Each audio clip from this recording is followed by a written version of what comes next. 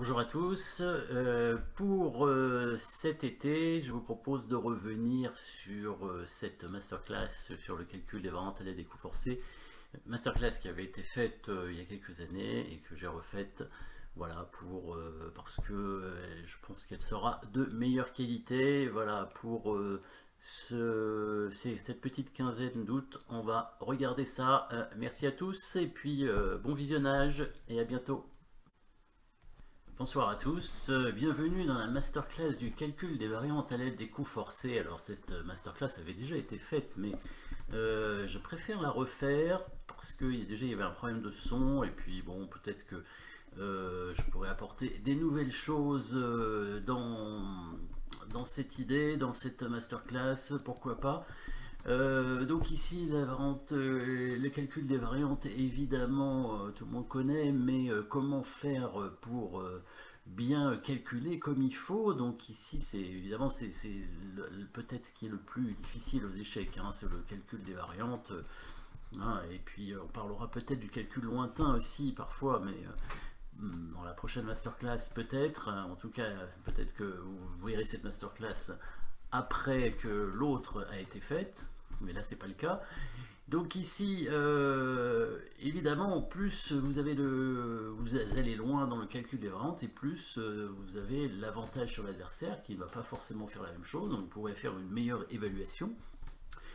Et alors, pour bien calculer, il y a une méthode qu'on peut essayer d'avoir, surtout pour chercher les combinaisons, hein, bien évidemment. On commence par les coups forcés. Donc les coups forcés, il y a une méthode du coup forcé, le plus forcé jusqu'au moins forcé.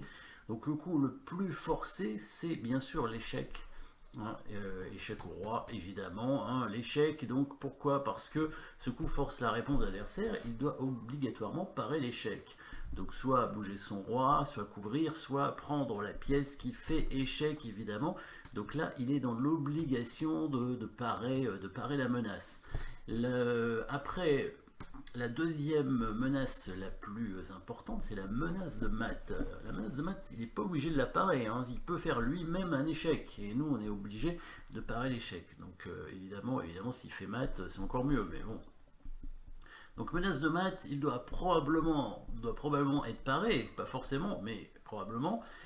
Et du coup, c'est très important de voir les menaces de mat. Alors on pourra parler des menaces de mat en un coup, deux coups, trois coups, etc. Mais menaces de mat en un coup, évidemment, ce sont les plus forçantes, bien sûr. Menaces de mat en deux coups, on parlera menaces de mat en deux coups. Dans l'idée, on menace de faire échec, coup forcé, et ensuite mat. Voilà. Hein. Donc ça c'est l'idée du mat en deux coups, en trois coups, pareil. Hein. Deux échecs, coup forcé, et mat à la fin. Voilà.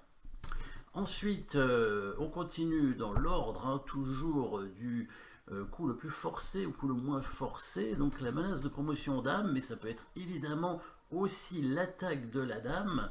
Hein, donc la menace de promotion en dame, un pion adverse, une case de la promotion doit soit être capturée, soit être bloquée, risque de voir arriver une nouvelle dame. Donc du coup, évidemment, l'attaque de la dame en même temps, hein, c'est aussi ou la prise de la dame, bien sûr, hein, ce sera aussi même idée hein, de coup forcé, on verra attaque des pièces, prise de pièces, évidemment. La menace de promotion en dame qui n'est pas forcément plus importante que la prise de la dame, hein, a priori, la prise de la dame est plus importante que la menace de promotion en dame. Hein. Si on prend la dame de l'adversaire doit répliquer en prenant notre dame aussi, a priori, sinon il va perdre trop de matériel.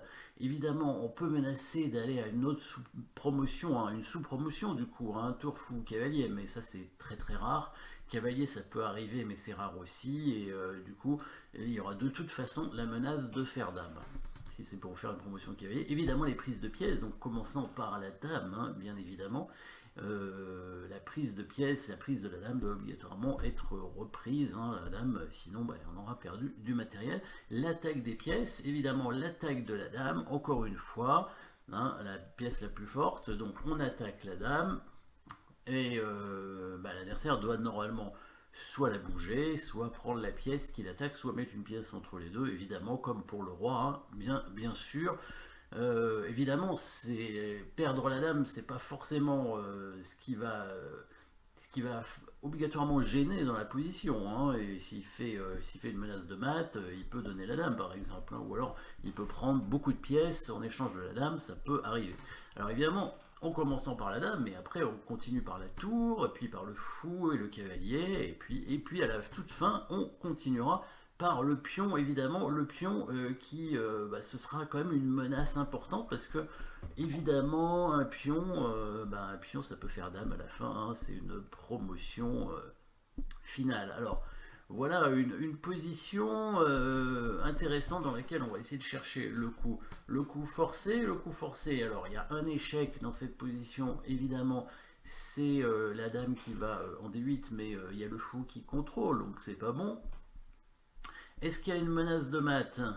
Il semble pas y avoir de menace de mat, parce que si on met le fou en H6 pour parer, pour contrôler la case en G7, on ferait pas une menace de mat. Par contre, il pourrait peut-être y avoir une menace de mat en deux coups, hein, comme on disait tout à l'heure, c'est la menace de promotion en dame, donc qui est une menace évidemment de faire dame, bien sûr, c'est donc quand même un coup forcé, mais c'est aussi une menace de mat, puisque quand le pion avance, si jamais on continue d'avancer en faisant dame, on fait échec, et si le roi vient en G7, on met le fou en H6, et on ferait mat, donc ce serait aussi une menace de mat, mais c'est aussi une menace de faire dame, bien évidemment. Est-ce que c'est un bon coup? Non, parce que les noirs vont faire échec eux-mêmes avec leur dame, et vont pouvoir prendre le pion, donc du coup, on n'arrivera pas à aller à dame dans l'immédiat. Par contre, on peut essayer une autre menace d'attaquer la dame, hein. Donc là, on menace de faire dame avec le pion, qui est aussi une menace de mat, mais on peut aussi attaquer la dame d'une autre façon, avec le pion ou avec le fou. Donc c'est comme ça qu'on va trouver la solution ici. Chercher le coup forcé, le fou et le pion peuvent attaquer la dame. Évidemment, la meilleure solution sera le fou qui se mettra sur la grande diagonale de la dame, hein, donc en D4 pour bloquer la dame et ensuite permettre au pion passé d'aller à la dame sans que la dame noire ne puisse l'arrêter. Si jamais la dame bouge, évidemment, le fou en F6 serait perdu, hein, puisque si les noirs ne prennent pas le fou, hein, et bougent leur dame, s'ils protègent leur fou, on peut aller avancer le pion pour menacer d'aller à dame, et à ce moment-là, la noire devra obligatoirement parer la menace de faire dame, donc oubliera son fou, on va dire, entre guillemets, hein, enfin, en tout cas, laissera son fou en prise, et s'il attaque le pion, par exemple, on peut aller prendre le fou directement, évidemment, et menacer mat assez rapidement avec la dame et le fou. Donc ici on trouve la solution avec les coups forcés très facilement. On n'est pas obligé de faire cette méthode évidemment pour trouver la solution, mais si on a des difficultés à trouver une solution dans une position donnée, et ben c'est comme ça qu'il faut faire. Et même si on n'est pas sûr qu'il y ait une solution, essayez quand même, hein, les coups forcés dans cet ordre, c'est la meilleure façon de voir les choses.